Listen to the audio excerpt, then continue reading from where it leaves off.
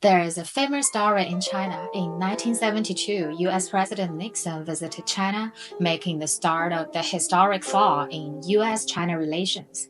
After some serious diplomatic discussion, Premier Zhou Enlai brought out a 30-year bottle of his treasured Maotai at the state banquet. Nixon took a sip without hesitation, only to be hit by the strong taste, making him cough. But after a moment, he noticed the intense sauce aroma flavors unfolding on his tongue. Curiously, he asked Zhou how strong this liquor actually was. Zhou Enlai just smiled and motioned for a waiter to bring a white dish and a match, poured some Maotai into the dish, and tossed in the little match. Instantly, a blue-purple flame shot up. The story goes that when Nixon returned to the US, he tried to recreate the trick for his family, but misjudged it and nearly set the White House on fire.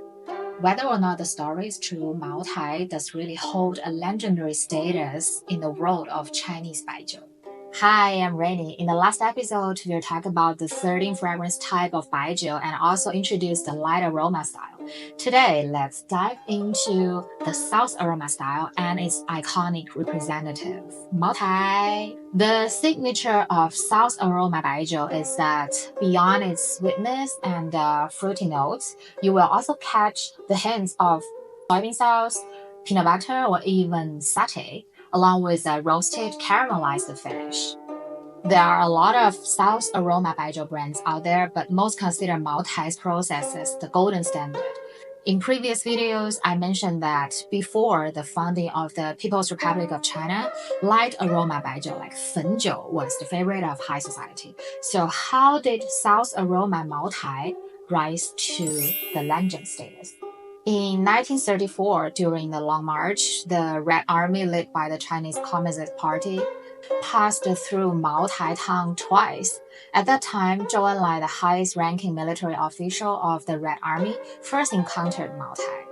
Zhou was well-read, appreciated the fine spirits, and was known within the party for his drinking prowess. The year after the founding of the People's Republic of China, Premier Zhou personally selected Maotai as the official drink for state banquets.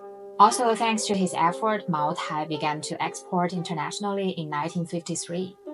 Interestingly, Fenjiu, once the dominant Baijiu in China, wasn't thrilled about Zhou's preference for Maotai. Qin Hanzhang, the big master in Chinese distilling, once subtly suggests to Zhou Enlai's wife that the premier should try a bit more Fenjiu, but Zhou Enlai just simply laughed it off. Maotai's legendary status in China owes much to Zhou Enlai's favor, but the craft of making Maotai is truly unique. It's the most expensive and time-consuming Baijiu to produce. By law, Maotai can only be produced in Maotai Town in Renhuai City, Guizhou Province. Using the locally grown sorghum, water from the Chishui in English is Red Water River, and use the traditional Daqu bricks for saccharification and fermentation. Maotai's production process can be summarized as 12987. This 1 stands for the full production cycle of 1 year. Usually, according to the lunar calendar, they start the process at Dragon Boat Festival. And the 2 refers to 2 rounds of sorghum fermentation on the Chongyang Festival. Then the fermented grains go through 9 rounds of distillation, another 8 stages of fermentation, with the 7 best cuts selected for their optimal flavor. These 7 types of base liquor are aged in clay jars for at least 3 years, and then blended by Maotai's master blender, then aged for at least 1 year before release. Almost all South aroma Baijiu is made with Maotai's production process as the benchmark. The Maotai distillery even monitors air humidity and wind speed, as their fermentation process are open air, so these factors directly impact the number and activities of microorganisms present. When it comes to fermentation, Chinese Baijiu is quite different from spirits like whiskey or brandy. Baijiu uses a solid-state fermentation. It means that the grains like sorghum and rice stay in their solid form rather than being turned into a liquid mash. This method preserves more of the plant's natural flavor and is actually quite similar to how mezcal is made. And last time we also mentioned that Baijiu's fermentation process, including two-stage known as yin and yang fermentation. Yang fermentation is when the raw materials and daxu, which is the ferment agent, are piled up in open pits to ferment with exposure to the air.